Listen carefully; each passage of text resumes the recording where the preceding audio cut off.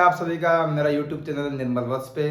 जैसे कि आप सब जानते हैं अभी नीट का टाइम चल रहा है, तो नीट से संबंधित ही सीरीज चल रहा है बायो का, जिसमें कि हम लोग ये अभी स्टार्ट किए थे लास्ट में कि वो टॉपिक हम लोग कवर करेंगे जो बायोलॉजी में भी बहुत ज़्यादा इम्पोर्टेंट है। टॉपिक के अंदर सब टॉपिक को चूज करना बहुत ही टिपिकल काम होता है at the time of examination, जो कि आप अच्छे से जानते हैं। आप सेलेक्ट नहीं कर पाते हैं कि इसमें क्या पढ़ें और क्या छोड़ दें। जो पहले से प्री प्लान्ड है तो उसको कोई दिक्कत नहीं है, वो अपने अनुसार पढ़ रहे होंगे। लेकिन वो जिसको अभी भी कुछ उम्मीद है और करना है और बायोलॉजी में कन्फ्यूजन है, क्योंकि आप ये भी जानते हैं कि 50% वेटेज रखता है बायो, और अभी के टाइम में बिल्कुल आप डिस्ट्रैक्ट ना हुए फिजिक्स केमिस्ट्री के। और हम ये नहीं बोलते फिजिक्स केमिस्ट्री आप ना पढ़ें। नीट वो एग्जामिनेशन होता है जिसमें कि आपको ओवरऑल मार्क दिया जाता है और ओवरऑल आपको पास करना होता है। इसमें कोई मैटर नहीं करता है कि फिजिक्स में कितना आया, केमिस्ट्री में कितना आया, बायो में कितना आया। इसीलिए अभी आप 50% वेटेज अगर बायो का है तो 50% टाइम आप बायो को ही दें, ये मेरा रिकमेंडेशन है। बाकी आप तो खुद अपने अकॉर्डिंग प्रिपरेशन कर ही रहे होंगे। फिर बायो की जब बात आती है तो बहुत बड़ा यूज सिलेबस है, 2 एनसीईआरटी दिखता है पर उसको एक्सप्लेन करना बहुत टिपिकल होता है। ठीक है, अब बायोलॉजी में हम लोग स्टार्ट कर रहे हैं टॉपिक्स के अकॉर्डिंग में। सब टॉपिक्स जो इंपॉर्टेंट टॉपिक है उसको देख रहे हैं, लेकिन सब टॉपिक जहां से फ्रिक्वेंटली आस्क्ड क्वेश्चन है। अब मान लीजिए कि आप मोलिकुलर की बात करेंगे, बहुत लेंदी है, तो लेंदी है तो जाहिर सी बात है वहां से ज्यादा क्वेश्चन आएगा। लेकिन अब पूरा पूरा अगर मोलिकुलर आप पढ़ने बैठ जाएंगे तो आपको तो पूरा अप्रैल मोलिकुलर पढ़ने में ही निकल जाएगा, अगर डिटेल में आप पढ़ते हैं तो। मेरा तो one of the favourite topic में से वो एक था। लेकिन अभी आपको ये पढ़ना है जहां से क्वेश्चन आता है। ऐसे रिस्पिरेशंस की बात करें तो मैकेनिज्म ऑफ ब्रीदिंग से हमेशा क्वेश्चन आता है। 2 क्वेश्चन अगर आएगा तो एक यहां से आएगा, एक आएगा वॉल्यूम एंड कैपेसिटी से, जो कि लास्ट इसके बाद वाले लेक्चर में हम कवर कर लेंगे।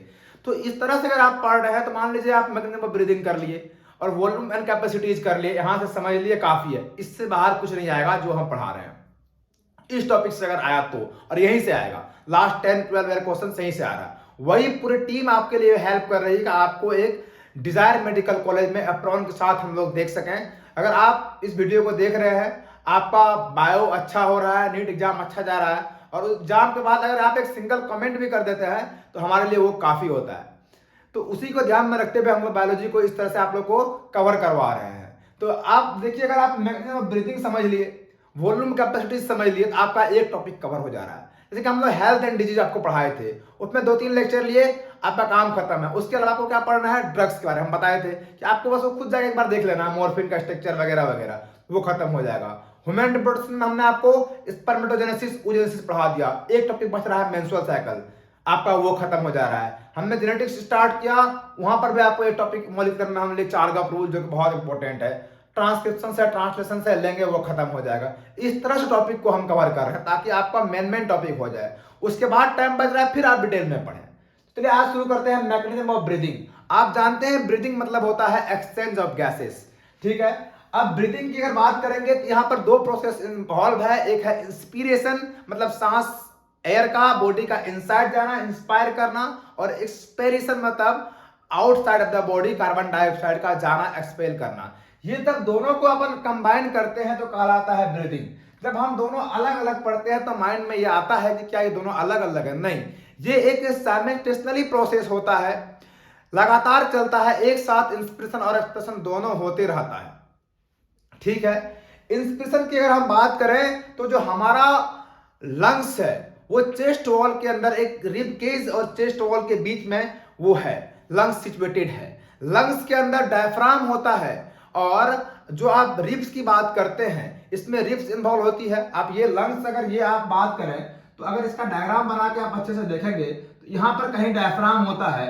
अब ये बाहर में आपको ये रिब दिख रहा है, और यहाँ पर कहीं ये लंग्स का सिचुएशन है, और ये आपको डायफ्राम दिख रहा है। चारों साइड से रिब्स और स्टर्नम है। जब एयर लंग्स के अंदर आएगा तो जाहिर सी बात है ये रिब्स फैलेगा, डायफ्राम नीचे आएगा, और वैसे जब इससे एयर बाहर जाएगा तो जाहिर सी बात है कि ये कॉन्ट्रैक्शन होगा, मतलब ये रिब जो बाहर गया था वो अंदर की ओर आएगा, और ये डायफ्राम ऊपर नॉर्मल शेप में जाएगा। तो हम ये कहना चाहते हैं कि जो रिब्स है अपना, रिब्स का जो बीच का मसल्स है जिसे हम लोग बोलते हैं इंटरनल इंटरकोस्टल मसल्स, और रिब्स के बाहर वाला मसल्स को बोलते हैं एक्सटर्नल इंटरकोस्टल मसल्स। तो ये 2 मसल्स, मतलब रिब्स वाला मसल्स को क्या बोलते हैं, इंटरकोस्टल मसल्स। रिब्स वाला मसल्स अगर रिब्स के अंदर है तो इंटरनल और रिब्स के बाहर है तो एक्सटर्नल। और एक ये डायफ्राम वाला मसल जो आप देख पा रहे हैं, इसी का मेन रोल है किसमें, इंस्पिरेशन और एक्सपिरेशन में। तो अब अगर हम बात करते हैं इंस्पिरेशन का, तो जाहिर सी बात है कि इंस्पिरेशन में क्या होगा, एयर इनसाइड द बॉडी आएगा। एयर का इनसाइड द बॉडी आना, तो आप देख रहे हैं कि इसमें हमने लिखा है कि इंस्पिरेशन में इंट्रा पल्मोनरी प्रेशर जो ज्यादा एटमॉस्फेरिक प्रेशर। अब अगर एटमॉस्फेरिक प्रेशर ज्यादा है, मतलब अब जब जिस टाइम में हम सांस अंदर ले रहे होते हैं तो इंट्रा पल्मोनरी से मतलब होता है लंग्स के अंदर, उस टाइम में लंग्स के अंदर एयर कम होता है और एटमॉस्फेयर में एयर ज्यादा होता है। एटमॉस्फेयर से हम ये क्लियर करते हैं, जैसे हम यहाँ खड़े हैं तो हमारे हाथ जहां तक जा पा रहा है, ये अपना होता है एक इमीडिएट इन्वायरमेंट, उसको बोलते हैं इमीडिएट एटमॉस्फेयर। हम उस एटमॉस्फेयर की बात करते हैं, आप पूरा का पूरा इन्वायरमेंट का एटमॉस्फेयर की बात ना करें। जहां हम खड़े हैं, जहां तक अपना हाथ जा पा रहा है, इकोलॉजी बोलता है कि हम उसी एटमॉस्फेयर में रहते हैं, हम उसकी बात करते हैं। अब यहाँ हम खड़े हैं, अगर हम यहाँ खड़े हैं तो लंग्स के अंदर जब हमारा ऑक्सीजन का वॉल्यूम कम है, एटमॉस्फेयर में ऑक्सीजन ज्यादा है, कौन रिलीज करता है ऑक्सीजन को एटमॉस्फेयर में, प्लांट्स करता है। तब इस एटमॉस्फेयर में ऑक्सीजन ज्यादा है और लंग्स के अंदर क्या है, ऑक्सीजन कम है। आप जानते हैं गैस हमेशा हाई कंसेंट्रेशन से, हाई से लो की ओर, हाई कहाँ है, ज्यादा कहाँ है, एटमॉस्फेयर में। अब गैस एटमॉस्फेयर से अंदर जाएगा, मतलब ऑक्सीजन क्या होगा, एटमॉस्फेयर से अंदर गया। तो अब जब एटमॉस्फेयर से अंदर जाएगा तो अंदर गया तो इंस्पिरेशन। तो जब एटमॉस्फेयर का प्रेशर ज्यादा है, लंग्स का प्रेशर कम है, तो इंस्पिरेशन में क्या बोल रहे हैं हम, एटमॉस्फेयर का प्रेशर ज्यादा है और जो लंग्स का प्रेशर है, लंग्स मतलब इंट्रा पल्मोनरी, मतलब लंग्स का प्रेशर की बात कर रहे हैं, लंग्स का प्रेशर कम है। तो जब लंग्स का प्रेशर कम है, ये लंग्स की हमने बात कर रखा था, जब ये लंग्स का प्रेशर कम है, यहाँ में ऑक्सीजन कम है, बाहर ऑक्सीजन बहुत ज्यादा अमाउंट में है, तो यहाँ पर प्रेशर ज्यादा है, एटमॉस्फेयर का प्रेशर ज्यादा है, लंग्स के अंदर कम है। अब क्या होगा, अंदर आएगा एयर। आप जानते हैं एयर हमेशा हाई प्रेशर से लो की ओर आता है, बोलते हैं डिफ्यूजन, ठीक है। तो ये एयर ज्यादा एटमॉस्फेयर में है, लंग्स में कम है ऑक्सीजन, तो अब इस केस में क्या हुआ, लंग्स के अंदर प्रेशर कम है, इंट्रा पल्मोनरी प्रेशर कम है, एटमॉस्फेरिक प्रेशर ज्यादा है, तो एटमॉस्फेयर से एयर लंग्स के अंदर आया। जैसे एयर लंग्स के अंदर आएगा तो ये डायफ्राम जो डोम शेप्ड का है वो धीरे धीरे क्या होगा, प्रेशर बढ़ते जाएगा, ऑक्सीजन अंदर बढ़ते जाएगा। जैसे जैसे ऑक्सीजन बढ़ते जाएगा तो ये जो वॉल है चेस्ट का, जो रिब्स का, वो फैल जाएगा, वो बाहर की ओर मूव कर जाएगा, ये वॉल बाहर की ओर मूव कर जाएगा। और ये जो डायफ्राम है इस पे भी क्या पड़ेगा, एयर अंदर घुसेगा तो इस पे प्रेशर पड़ेगा, प्रेशर पड़ेगा, धीरे धीरे ये डोम से फ्लैट होने लगेगा, फ्लैट होने लगेगा। आप देख रहे हैं जैसे प्रेशर बढ़ा, अंदर प्रेशर बढ़ गया, अंदर ज्यादा एयर आ गया, अब ये फ्लैट हो गया, रिब भी एक्सपेंड कर गया, मतलब अंदर का प्रेशर बढ़ गया, ये थोरेसिक केज का प्रेशर बढ़ गया, पल्मोनरी प्रेशर बढ़ गया, लंग्स का प्रेशर बढ़ गया। अगर लंग्स का प्रेशर बढ़ गया मतलब लंग्स में एयर का वॉल्यूम बढ़ गया। तो यहाँ पर डायफ्राम मसल्स का रोल है, और ये जो मसल्स है ये क्या है, रिब्स का बीच का मसल्स को अपन बोलते हैं एक्सटर्नल इंटरकोस्टल मसल। तो ये जो है आपको रिब्स बाहर की ओर गया तो एक्सटर्नल इंटरकोस्टल मसल्स बाहर की ओर कॉन्ट्रैक्ट किया, डायफ्राम भी कॉन्ट्रैक्ट मतलब नीचे की ओर आ गया, दब गया, कॉन्ट्रैक्शन हुआ। तो क्या लिखे हम कि जब एटमॉस्फेयर से अंदर एयर आएगा तो इसका प्रेशर बढ़ेगा, उससे डायफ्राम में कॉन्ट्रैक्शन होगा, डायफ्राम डोम शेप से फ्लैट होने लगेगा, डायफ्राम सीधा हो जाएगा, प्रेशर बढ़ गया है, वॉल्यूम बढ़ गया है। जब साथ साथ जो ये रिब का मसल्स है, रिब की मसल्स भी बाहर की ओर जाएगा, इस मसल्स में भी एक्सटर्नल मसल्स में भी क्या होगा, बाहर की ओर जा रहा है, तो एक्सटर्नल मसल्स बाहर जाएगा, जो अंदर का मसल्स है वो तो बाहर नहीं जाएगा, रिब्स का जो बाहर वाला मसल्स है वो बाहर की ओर चले जाएगा, प्रेशर से ये फैल जाएगा, प्रेशर से क्या होगा, गैस का ये फैल जाएगा, बाहर की ओर मूवमेंट करेगा, कॉन्ट्रैक्ट होगा। तो डायफ्राम और इंटरनल एक्सटर्नल इंटरकोस्टल मसल दोनों फैल चुका है, मतलब इसके अंदर वॉल्यूम बढ़ गया है। आपने क्या देखा, डायफ्राम में कॉन्ट्रैक्शन हुआ, आईईसीएम ईआईसीएम में कॉन्ट्रैक्शन हुआ, दोनों फैल गया। ये एक्सटर्नल जो मसल्स था ये बाहर की ओर फैल गया, डायफ्राम नीचे दब गया, कॉन्ट्रैक्ट हो गया। जब ये दोनों कॉन्ट्रैक्ट होगा, जो अंदर का वॉल्यूम है, जो अंदर का वॉल्यूम है। पल्मोनरी वॉल्यूम मतलब अंदर, देख रहे हैं आप, ये लंग्स में ज्यादा वॉल्यूम हो चुका है किसका, ऑक्सीजन का। एटमॉस्फेयर से आ गया था, पहले यहाँ ज्यादा था, अब यहाँ ज्यादा हो चुका है, तो उससे क्या होगा, पल्मोनरी वॉल्यूम बढ़ जाएगा। पल्मोनरी वॉल्यूम बढ़ने से क्या होगा, इंट्रा पल्मोनरी प्रेशर क्या हो जाएगा, अब कम हो जाएगा। अब कम हो जाएगा, पहले था तो अब क्या हो गया, कम हो गया। तो इससे क्या होगा, एयर अंदर आएगा। कहां से, आउटसाइड से एयर क्या होगा, अंदर आएगा। तो पल्मोनरी वॉल्यूम बढ़ गया। ठीक है, अब इस तरह से मूवमेंट हुआ। एटमॉस्फेरिक प्रेशर ज्यादा था, अंदर आया। आप ये यहाँ पर एक वर्ड लिखा है कि डायफ्राम जो है एंटीरियर पोस्टीरियर एक्सिस में इंक्रीज हुआ। इसका मतलब ये होता है, जैसे हम लोग यहाँ पे खड़े हैं, अगर यहाँ से हम लोग कट लगाते हैं, इसको बोलते हैं सैजिटल लाइन, तो ऊपर वाला पार्ट को बोलते हैं एंटीरियर, नीचे वाला पार्ट को बोलते हैं पोस्टीरियर, आगे वाला चेस्ट की साइड आपको होगा, आपको वेंट्रल साइड और डोर्सल साइड। तो ये एंटीरियर की अगर बात करें तो ये एंटीरियर, ये पोस्टीरियर। तो जब डायफ्राम नीचे की ओर बैठेगा, जब वॉल्यूम बढ़ेगा लंग्स में, डायफ्राम ऐसे फैलता है, तो फैलने से क्या होगा, ऊपर और नीचे दोनों साइड डायफ्राम में क्या हुआ, इंक्रीजमेंट हुआ। डायफ्राम जो है यहाँ पे कहीं पे है, ये लाइन है, जब वॉल्यूम बढ़ेगा लंग्स में, तो लंग्स में वॉल्यूम बढ़ने से क्या होगा, डायफ्राम ऊपर और नीचे दोनों साइड फैल जाएगा। इसलिए लिखा गया है एंटीरियर पोस्टीरियर एक्सिस में डायफ्राम बढ़ जाएगा।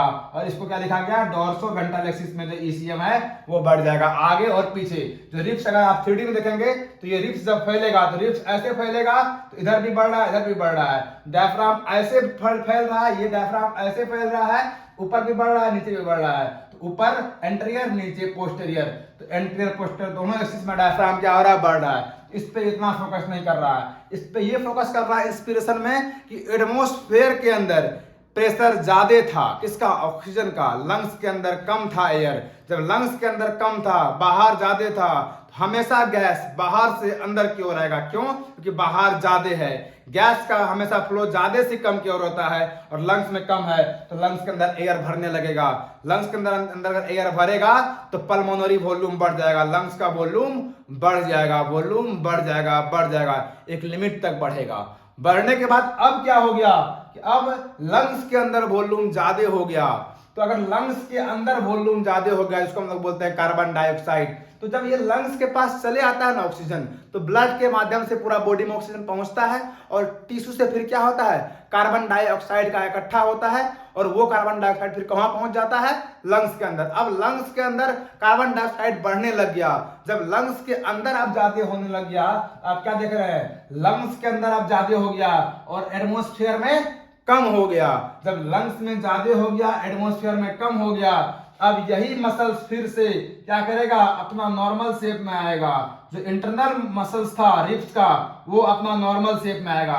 पहले एक्सटर्नल मसल्स का रोल था, वो बाहर जा रहा था। अब ये जो इंटरनल रिब्स का मसल्स है वो अंदर की ओर आएगा। ये इंटरनल मसल्स जो है रिब्स का, इंटरनल, ठीक है, एक्सप्रेशन हो रहा है, इंटरनल अंदर की ओर आएगा। डायफ्राम ऊपर की ओर जाने लगेगा, इस पे प्रेशर लगाएगा। जो इंटरनल मसल्स है प्रेशर लगा रहा है, अंदर की ओर आ रहा है, रिब्स को अंदर खींच रहा है, डायफ्राम ऊपर जा रहा है, अपना नॉर्मल शेप में जाना चाह रहा है। और लंग्स में अब ज्यादा वॉल्यूम एयर का है और अब एटमॉस्फेयर में कम हो गया, तो अब लंग्स से बाहर निकलेगा एयर। अब लंग्स से अगर बाहर निकल रहा है, उस केस में क्या बोल रहे हैं हम, अब लंग्स में ज्यादा हो गया, एटमॉस्फेयर में अब कम हो गया, तो उस केस में क्या होगा, ये रिलैक्स हो रहा है। मतलब इंटरनल इंटरकोस्टल मसल जो है अंदर वाला जो है, वो अंदर वाला क्या करेगा, अपना नॉर्मल शेप में खींचेगा, रिब्स को नॉर्मल शेप में खींच रहा है। डायफ्राम अपना नॉर्मल शेप में जा रहा है, ऊपर की ओर जा रहा है। तो दोनों का जो है क्या होगा, वॉल्यूम, डायफ्राम और इंटरनल इंटरकोस्टल मसल्स में क्या होगा, रिलैक्सेशन होगा, दोनों रिलैक्स करेगा। जैसे दोनों रिलैक्स करेगा तो अब ये एयर बाहर निकल रहा है लंग्स से। जब लंग्स से एयर बाहर निकलने लगेगा तो लंग्स के अंदर वॉल्यूम कम हो जाएगा। तो सेम वही केस, लंग्स के अंदर वॉल्यूम कम, लंग्स से बाहर। अब जब ये आप इंस्पिरेशन एक्सप्रेशन को देखते हैं, पहले आपने क्या देखा कि एटमॉस्फेयर में ज्यादा था ऑक्सीजन, लंग्स के अंदर कम था, तो ज्यादा से कम की ओर आया, अंदर आया। जो रिब्स था वो बाहर की ओर फैल गया और डायफ्राम नीचे दब गया, मतलब दोनों कॉन्ट्रैक्ट कर गया। कौन, रिब्स का बाहर वाला मसल्स, एक्सटर्नल वाला मसल्स बाहर की ओर जाएगा, जो बाहर है वही बाहर जाएगा, ध्यान रखिएगा, ठीक है। तो वो डायफ्राम नीचे धंस गया, लंग्स के अंदर एयर भर चुका है।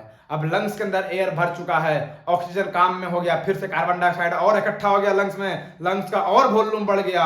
अब कार्बन डाइऑक्साइड को बाहर निकलना है, तो लंग्स के अंदर ज्यादा है, एटमॉस्फेयर में कम है, तो अब क्या करेगा, रिब्स का जो अंदर वाला मसल्स है, इंटरनल इंटरकोस्टल मसल्स, दो रिब्स के बीच का जो मसल्स होता है, इंटरनल इंटरकोस्टल मसल्स, दो रिब्स का बीच का, वो रिब्स को अपना नॉर्मल शेप पे लाएगा, रिलैक्स होगा अपना नॉर्मल शेप पे, डायफ्राम अपना नॉर्मल शेप, डोम शेप बनाने लगेगा, ऊपर शिफ्ट होगा डायफ्राम।